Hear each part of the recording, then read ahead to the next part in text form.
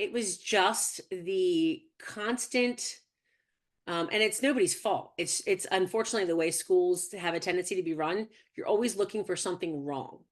We're always looking to nab that kid that might be vaping in a bathroom, nab the kid that's not doing something in the hallway. Why are you putting that up on the wall? The kids are going to rip it down. It's always assuming the negative. And what I saw with Renaissance, and this comes from somebody that's mentored me the past couple years, Phil Boyd, like he says all the time, assume positive intent.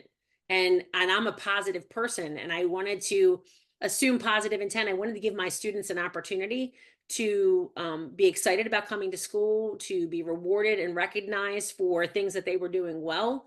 And I didn't want it to always be punitive. Like, so perfect examples, when we first started, I had a student that got in a pretty bad fight the first day of school. I had to suspend him, obviously, but I calmed him down and I said, listen, when you serve your suspension, when you come back, we're going to sit down, we're going to goal set, and we're going to get you back on track. And he's like, I'm done, Miss Carney, I'm done. I'm never coming back from this. I said, you're fine. I said, you have to serve your natural consequence. I said, but when you get back, we're going to goal set. So when he came back, we did a intake conference. We sat down, we set goals.